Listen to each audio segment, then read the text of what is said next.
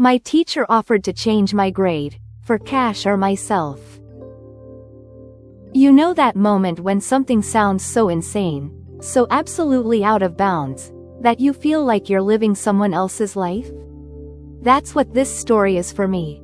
Even now, I sometimes wake up wondering if it was all just some terrible nightmare, but it wasn't. It was very, very real.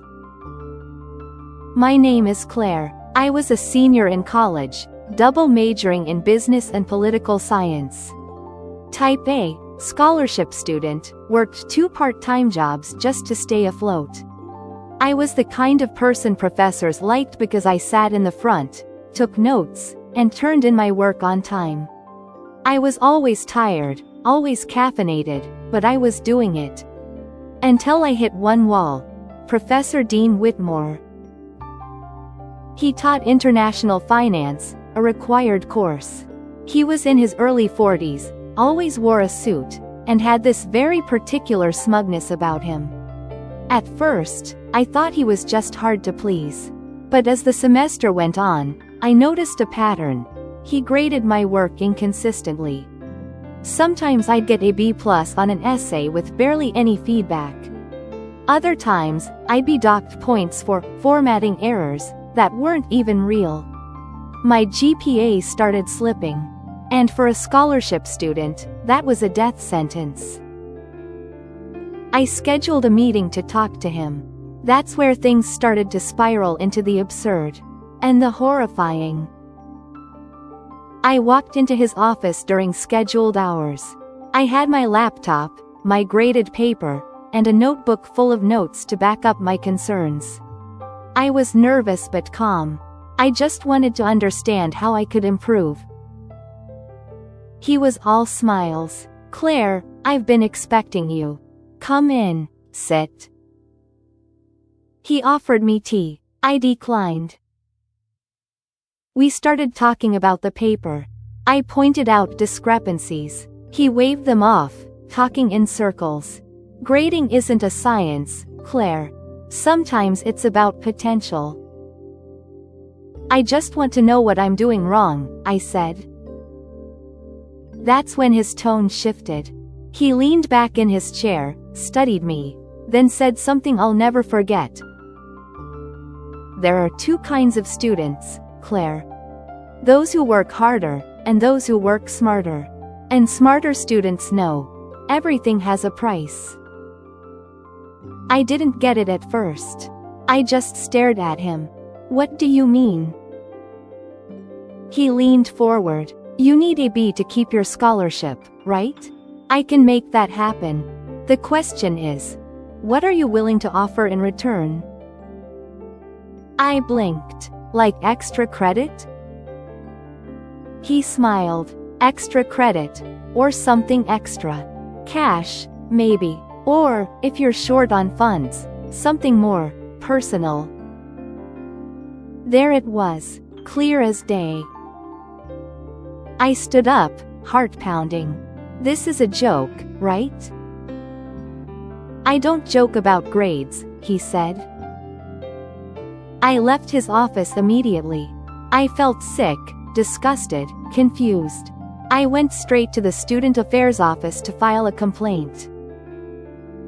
But things didn't go how I thought they would. I filled out the complaint. I handed over copies of emails, notes from our conversation, even screenshots of vague messages he'd sent after class.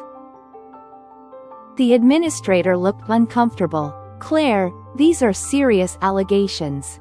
Are you sure about this?" "Yes." "Okay, we'll open a preliminary investigation." Weeks passed. Nothing. My grades dropped lower. I found out he gave me a D on my next paper.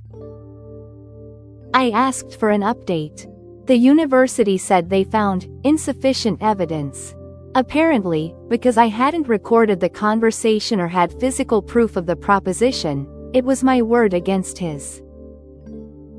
Meanwhile, Professor Whitmore became passive-aggressive. He called on me in class to humiliate me, marked me absent when I was present, Even said in front of the whole class. Some students think charm can substitute for competence. I started documenting everything. I bought a recorder. I started seeing a counselor. My mental health was in freefall, but I refused to let him win. Then, one day, I caught a break. A classmate named Elena approached me after class. She looked nervous. "Claire, can we talk?" We went for coffee. She told me the same thing happened to her the semester before. He offered her a grade boost for dinner and maybe something more. She turned him down but never reported it. I convinced her to file a complaint with me. The more we looked, the more we found. At least 4 other women had similar stories. One had screenshots. Another had voice messages. We banded together. We met with the Title X office. This time, the evidence was undeniable. A formal investigation was launched. Whitmore was placed on administrative leave. Students whispered. Some didn't believe it. Others came forward anonymously with even more stories. He'd been doing this for years. Turns out, he specifically targeted students on scholarships, knowing they had the most to lose. The administration had swept previous reports under the rug. Ours, they couldn't ignore. I had to testify in front of a university review board. Elena did too. It was brutal. We were asked to recount everything. Every text, every look, every word. But we stood our ground. A month later, we were notified. Professor Dean Whitmore had been terminated.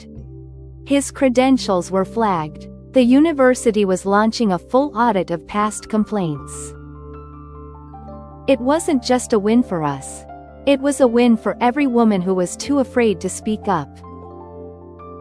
I graduated on time. My grades were re-evaluated by a third-party faculty committee. I ended up with an A- in the course. More importantly, I found my voice. I never imagined my college story would include something like this. But I also never imagined I'd be strong enough to fight it.